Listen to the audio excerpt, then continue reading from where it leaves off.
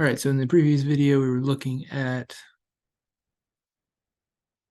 the mole and doing different conversions related to mole and Avogadro's number.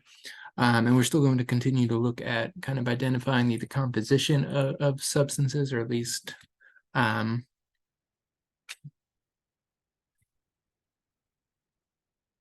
the components that make it up. And the first one we're going to look at is percent composition. And this is something that I mentioned early in the first video when we were just starting to look at the formula mass or the molar mass. But essentially with percent composition, we're just looking to see of a given substance, what percentage of it is going to be oxygen or carbon or whatever it may be. And anytime we're looking at a percentage, we're just thinking about part over whole. And actually, whoops, for this one, we would actually just want times 100 just to actually make it a percentage there.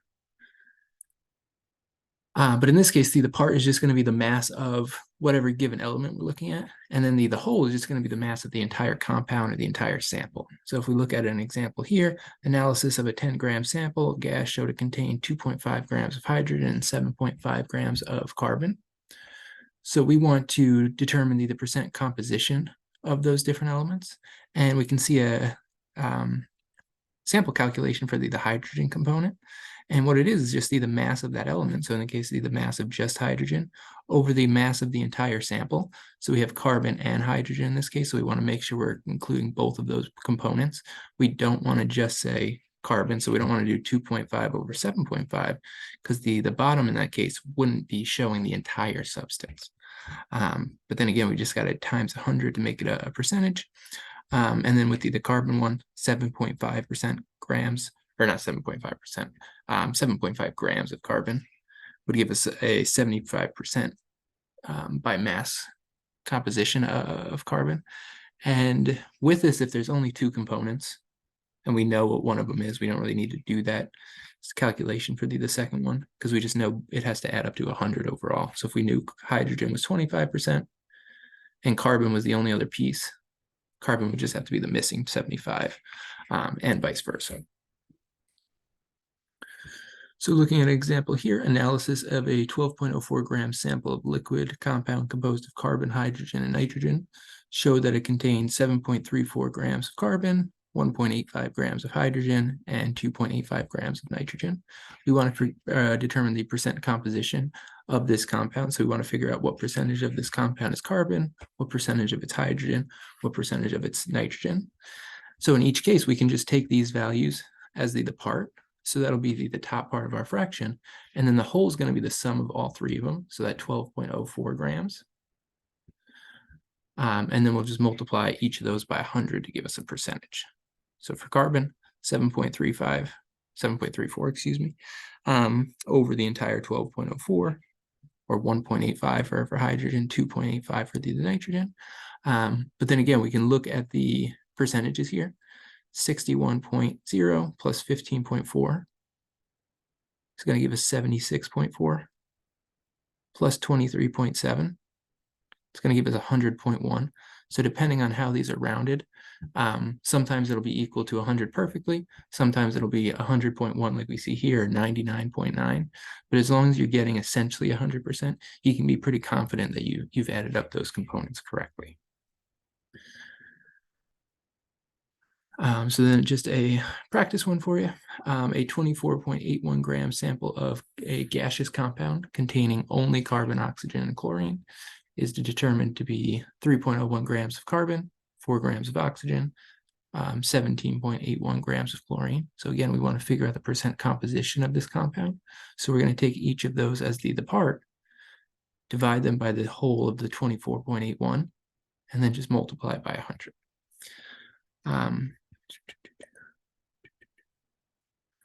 And then actually going back to this one. So with this one, just note the unit here is just percentage because we've got grams over grams. So that cancels. So this would just be percent of carbon or percent of hydrogen, percent of nitrogen. We don't have to include the gram unit still in there. Just because it's going to cancel because we'll have it on the top and the bottom of that fraction. With this one, same exact setup. Part over the whole of the 24.81 for each of these components. And then with it, just note with the sig figs, we've got 3 in carbon and oxygen. So we've only got 3 sig figs in the percentage, but then we've got 4 for chlorine. So that's why we just have an extra significant figure there. And then with this, in that case, we were given the percent, or we were given the mass of each component directly. We can also determine the percent composition just from the chemical formula itself. And the reason we can do that is because these are going to be pure substances. They're always going to have the same composition. They're always going to have the same ratio of those elements to one another. So it doesn't actually matter how big the sample is. If we know what the formula is, we can just calculate either the molar mass or the formula mass, however you want to think about it. You're going to wind up with the same number. But then when we do that, we can just use that as the whole. And then the part is just going to be the piece that comes from those individual elements. So when we're looking at the formula mass, the molar mass in the previous video, I recommended that you make kind of a table where each element gets its own line, where we see how many of those elements we have, multiply them by the mass of a single atom of that substance, or a single mole if we're thinking about molar mass. And that way we can get the mass coming from just that element, and then we can add them up, get the mass of the entire thing. We can use that setup to get the percent composition for these different substances. So if we think about ammonia, NH3, so it's an important substance in terms of fertilizing fertilizer production, in terms of cleaning products in some cases. But NH3, 1 nitrogen for every 3 hydrogens. So if we want to get the percent composition of nitrogen and hydrogen in ammonia, we can take nitrogen, 14.01, and then we can take 3 hydrogens, 3.024. And then you'll note in this case it's AMUs because we're thinking about it in terms of formula mass. It could just be grams if we were thinking, or grams per mole if we're thinking about it in terms of molar mass. But those are going to be the masses of nitrogen and hydrogen.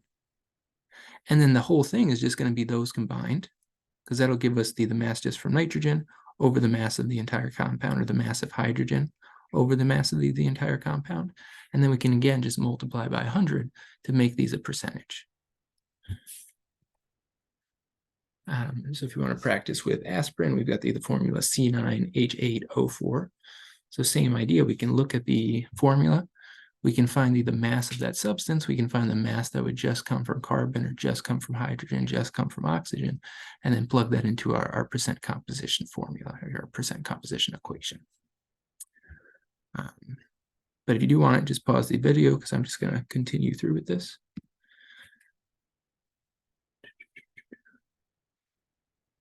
All right, so looking at this, I took it from the textbook. So it might seem a little bit confusing, but we can kind of just break it down. So what this is showing is we're thinking about the molar mass. So part over whole, the whole would be the molar mass for that entire compound.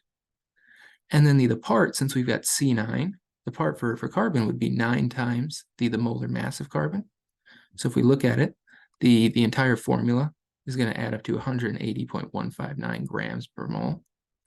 So that's going to be the bottom in each piece. But then for carbon, we've got 9 times the mass of carbon, 12.01. We can see it actually multiplied out there. It gives us 108.09 grams per mole from carbon, divided by the 180 for the entire thing, and we get 60%. And we can do the same thing, 8 times the mass of hydrogen, since we've got C8 or C9H8 here. So 8 times 1.008 grams per mole. But we still have the same thing on the bottom because it's still that same compound. So the whole hasn't changed at all. So we can do a little bit over 8 divided by a little bit over 180. And we get that this substance is about 4.5% hydrogen. And then with this, just note the sig figs here are just based on the mass of the element. So 12.01, 1.008, 16 for oxygen. That's why we've got 4 sig figs in each of these. But then oxygen, same idea. We've just got O4 in the formula though. So we're doing 4 times the mass of oxygen. So 4 times 16 gives us 64 over the mass of the entire compound. And we get a percentage of about 35.5 there. And then again, you add these up, you're going to get roughly 100. In this case, I think it's going to come out to be like 99.996 just because of the way the sig figs here are rounded. But again, if you get essentially 100, you can be pretty confident that you did all those pieces correctly. Because if you screw one of them up, then the entire thing is just not going to be up to 100. It's either going to be over 100 if you had too much for one of the parts, or well under 100 if you just have too little of the mass there. So for instance, if we just did 1 times 16 for the oxygen, then we would only get about 9%. So our total there would be much lower than 100. Or if we did 8 times 16, so if we can flip the numbers here, then we're going to get 70%, 71% for oxygen. So we're going to wind up with a much greater than 100% total there. So you can always double check that you have each of these correct just by making sure that they add up to 100, or essentially 100 based on the rounding. All right, so if we do one more with, this is going to be iron 3 oxide. So iron 3 oxide, because we've got iron and oxygen in an ionic compound, but we've got to specify iron 3 since iron can have multiple charges. But again, if we want to get the mass percentage of, in this case, just the iron in this compound, we need to get the molar mass of the entire substance. So we need to add up 2 irons, we need to add up 3 oxygens, and then we're just going to take the mass of the 2 irons and divide it by the entire thing. So again, this is the table I was talking about. We can have iron and oxygen in this case because those are the only 2 elements we have. But 2 irons that each weigh 55.845, 3 oxygens that each weigh just under 16, so 15.999. We can get the mass of each of those components, add them up, get the mass of the entire thing, and then to get the percent that's going to be just the iron, we can take the 111.690, divide it by the mass of that entire compound, so 159.687, and then we just multiply it by 100 to turn it into a percentage. And then with this, just note in this case, I have AMUs, so we're kind of thinking about it as just a single molecule, but the previous one, we had grams per mole, because we're thinking about it as a much larger sample. But the actual amount doesn't matter, so it doesn't matter if we think about it in terms of formula mass or molecular mass like we have here, or grams per mole, because that ratio is always going to be the exact same. And because of that, we can also use information about a sample to determine the empirical formula.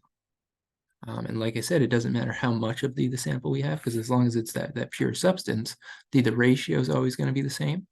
So we can take the amounts of each of those elements and ultimately convert them into moles, and then use that to get the empirical formula.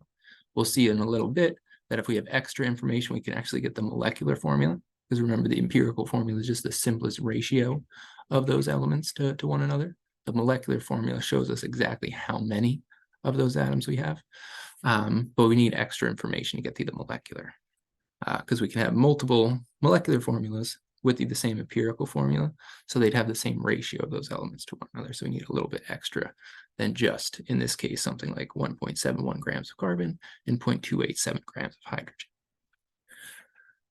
hydrogen. But if we want to turn that information into an empirical formula, what we're going to do is convert those grams into moles. So we can use the molar mass, so 12.01 grams per mole for carbon, just from the periodic table, 1.008 grams of hydrogen, grams per mole hydrogen from the periodic table.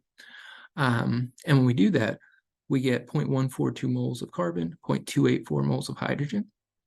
So we can actually convert those into the subscripts in our chemical formula. So you can see here, C 0.142, H 0.284. But with it, we never want to have decimals as our subscripts. So what we then do is just divide by the smaller value. So in this case, we're going to divide each of them by the 0.142. And of course, anything divided by itself is 1. But then with the hydrogen, 0.284 divided by 0.142 just gives us 2. So our empirical formula in this case would just be CH2. We're going to have 1 carbon for every 2 hydrogens in this substance. And then, like I said, we need extra information to actually get the molecular formula, because this substance really could be C2H4, could be C3H6, C4H8. In all of those cases, it's got the same empirical formula, so it'll have the same ratio. So we can't say for certain what the actual molecular formula would be just based on the information we have here. But then if we look at another one, so in this case, 5.31 grams of chlorine and 8.40 grams of oxygen. If we go through and divide each of those by the molar mass, convert them to moles, we're going to see that with the chlorine, comes out to be 0.150, oxygen 0.525. So if we divide each of them by the smallest value, we get, again, 1 for chlorine, because just anything divided by itself is 1. But then we get 3.5 for the oxygen. So in a case like this, where you get something 0.5, we're just going to essentially double everything. So instead of ClO 3.5, we get Cl2O7. But if you get something that's like 0.33 repeating or 0.6666 repeating, in that case, we would just want to multiply by 3 to convert it into a whole number. Or in the case of 0.25 or 0.75, we want to multiply by 4. So we just want to think about what integer value can we multiply these subscripts by. And again, remember, if it's not written, it's really just 1. But what can we multiply these by to convert them into whole numbers? So we're still keeping that same ratio. 2 to 7 is still the same ratio as 1 to 3.5. But in this case, we've actually got whole numbers, and that's what we want with these empirical formulas. So if we want to think about the actual steps we can use for this process, in each case, so we can think about mass of element A, mass of element X, we have that information. We can then divide by the molar mass of those elements to figure out how many moles of each of those we have. And we'll kind of use those as the subscripts in our chemical formula, divide by whatever value is the lowest, and hopefully just get whole numbers right away, just to keep it simple. But like we saw with that chlorine and oxygen example, we may have to use some factor to then convert that ratio into whole numbers to get the full empirical formula. Okay. So if you want to practice with one on your own, we've got a sample of the black mineral hematite. So you can see a picture of it right there, which is an oxide of iron found in many iron ores. And it contains just under 35 grams of iron and just over 15 grams of oxygen. So we've got a 50-gram sample total. We want to figure out what the empirical formula of hematite is going to be. So if you want to work through this on your own, just pause the video now, because I'm just gonna go through it. But again, we've got the mass of each of these elements, so we can divide them by the molar mass. Just get that from the periodic table, convert them into moles, and then we can use the ratio of those moles to get the subscripts in our chemical formula. So with iron, we're going to divide by 55.85, get 6.261 moles. Oxygen will do the same thing with 16. So we get 0.9394 moles. And then again, we divide those numbers by whatever one's the smallest, try to convert them into whole number ratios. Or we at least always get the mole-to-mole ratio, but hopefully they come out to be whole numbers. In this case, of course, iron's going to be 1 because we'll divide that value by itself. Oxygen going to come out to be 1.5. So in this case, again, we're going to have to double these values. So we're just going to wind up with the empirical formula of Fe2O3. So this would again be iron 3 oxide that we saw in one of the previous examples.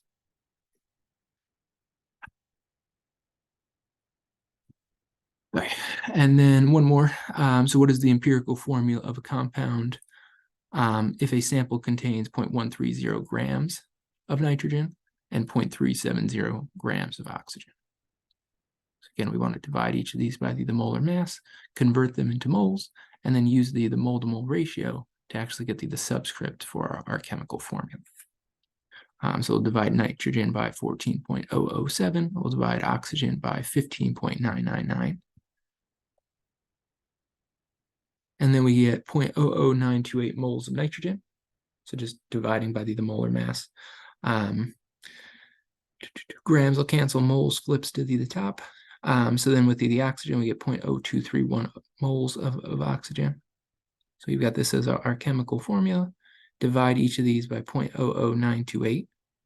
And then we get 1 for nitrogen, 2.5 for oxygen. So once again, we're just going to have to double these up.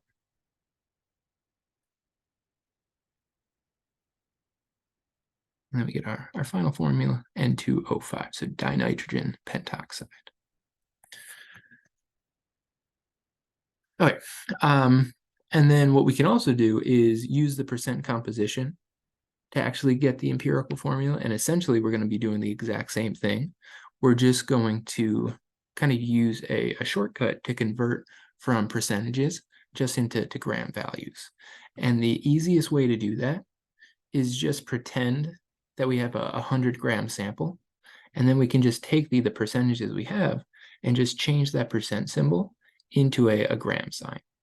So if you think about it, if we had a 100-gram sample and it's 27.29% carbon, of that 100 grams, that means 27.29 grams of it is going to be carbon. And then likewise, the 72.71% of oxygen just means we would have 72.71 grams of oxygen in a 100-gram sample.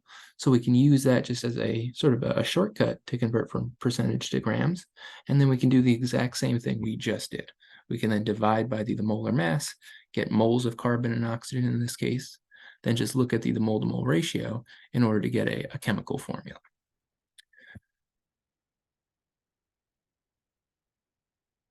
So you can see it up here. It's just kind of showing the reason why this works. But again, if we had 100 grams of this compound, that means 72.71 grams of it would be oxygen, 27.29 grams would be carbon. So we can use this as our starting point, divide by the molar mass for those elements, get the moles, and then just look at the mole to mole ratio. In this case, divide by the number of carbon because it's smaller. So we get 2 moles of oxygen for every 1 mole of carbon, which means our empirical formula would just be CO2. We would just have carbon dioxide as the empirical formula. So with these ones, the percent composition to empirical formula, exact same thing we were just looking at. It's just now we're changing that percentage just directly into grams, just because we're going to assume we had a 100-gram sample. You really could assume you had any mass sample, and then just use these percentages to get the gram value there. But if we think about it as 100, we can just directly change percent to the G sign for gram without having to do any additional math.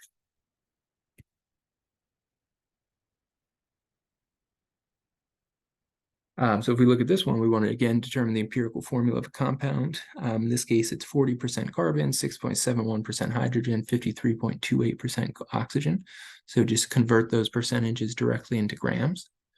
We'll divide by our molar mass to get moles, and then just using those values, we'll get the mole to mole ratio.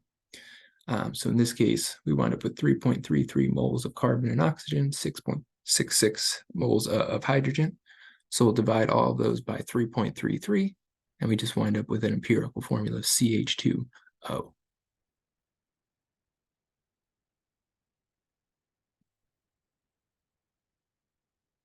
Okay. But as I mentioned, with these types of questions, we can get the empirical formula, but we need additional information to get the molecular formula. And what that additional information is just going to be the molecular mass. So we need to know how big is that actual molecule, so we can see, we can kind of determine how much do we have to scale up that substance by. So if you look at what we have here, the way we can determine how much do we have to scale up that empirical formula is by comparing the molecular, the molar mass, so the actual size of that molecule, how much does it weigh basically, comparing it to the empirical formula mass. So again, it doesn't matter if we're thinking about it in terms of AMU or grams per mole. Either way, we'll have the same unit on the top and bottom. It'll just cancel out. But if we compare the actual size of this molecule to the empirical formula mass, we can see how much bigger is the actual molecule. So for instance, if we had a molecular mass of 200, but the empirical formula only added up to 100, that means the real molecule would be twice as big as the empirical formula. We would essentially just double everything in that empirical formula.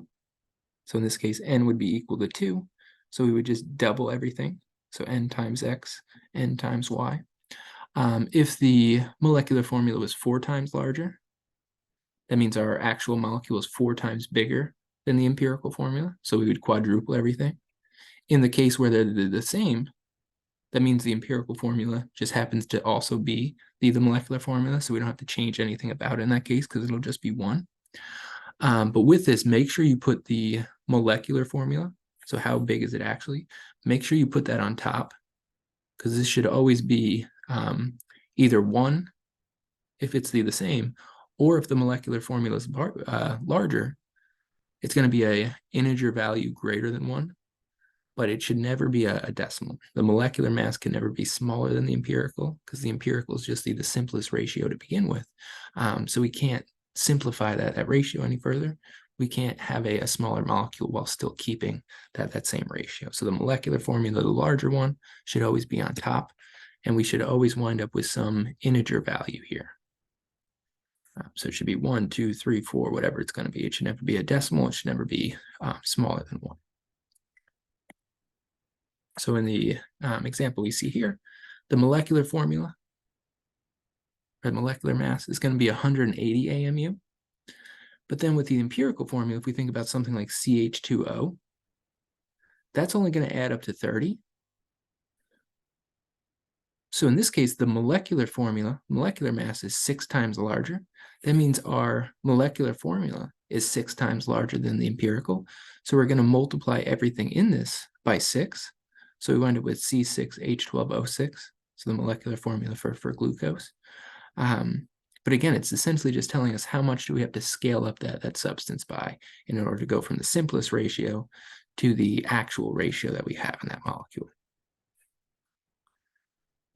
So if we look at this question here, we've got nicotine, so an alkaloid in the nightshade family, primarily responsible for the addictive nature of cigarettes, contains 74.02% carbon, 8.71% oxygen, 17.27% nitrogen. And then it tells us if nicotine, or 40.57 grams of nicotine contains 0.2500 moles of nicotine, what is the molecular formula? So we've got to convert those percentages into the empirical formula. And then we've got to get the mass of that empirical formula. And we can use the information in this last sentence to get the actual molecular mass. So we can then compare those two to see how much larger is the molecular compared to the empirical. So just looking at it, again, convert those percentages directly into grams. So 74.02 grams of carbon, 8.710 grams hydrogen, 17.27 grams of nitrogen. But then we'll just use the molar mass for each of those elements to convert into moles. And then we'll divide by the smallest number. So we'll divide by the 1.233 moles of nitrogen. And you can see it doesn't come out perfectly in every case to an even whole number, or a whole number, not necessarily even, but you can see they're all very, very close. So we're going to wind up with 5 moles of carbon, 7 moles of nitrogen, or 7 moles of hydrogen, excuse me, 1 mole of nitrogen. So that's going to be our empirical formula, C5H7N. And then we have this information about the molecular formula. So we can use that to figure out how big is the actual molar mass.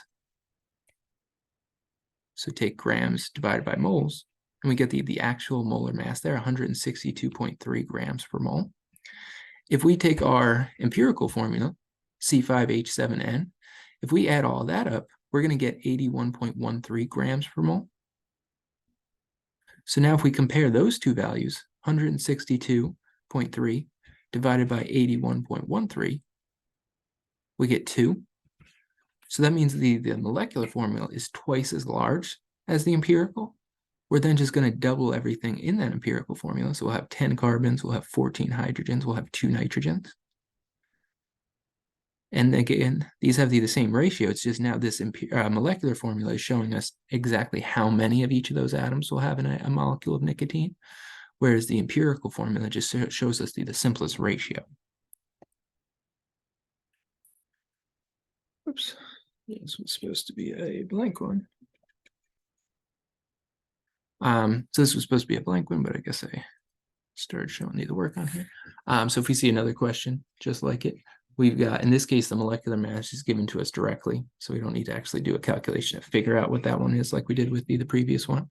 But again, we can convert those percentages just into grams, divide by the molar mass of those elements, get the total number of moles, and then we can divide each of those just by the smallest one. So in this case, we're dividing each by the 1.030 moles of oxygen. We get 1 mole of oxygen, we get essentially 2 moles of nitrogen, 5 moles of hydrogen, 4 moles of carbon. So we can use that to get our empirical formula. And then we have to add up the elements in this formula to compare it to the molecular mass. So the empirical formula, 97.5, just adding up 4 carbons, 5 hydrogens, 2 nitrogens, and an oxygen, gives us 97.5. So if we divide the actual molecular mass divided by the empirical formula mass, we get 2. So the actual molecule is twice as large as this empirical. So instead of C4H5N2O, we're going to double all of those subscripts. So we get CH, H10, N4O2. And that's going to just be the actual molecular formula now. So in a molecule of, what was this? I forget what we were looking at. Now we don't actually have a name for this one. But whatever this substance is, now we're going to have exactly 8 carbons and 10 hydrogens, 4 nitrogens, and 2 oxygens in a molecule of whatever this substance is. Okay, and that'll just be the end of this one. And then in the next one, we're going to continue to look at the composition of substances. But up till this point, we've been kind of looking at pure substances. So different compounds, elements, whatever it may be. We're going to start to look at mixtures. So we're going to start to look at solutions primarily. And then quite a few different units we can use to measure the concentration of things.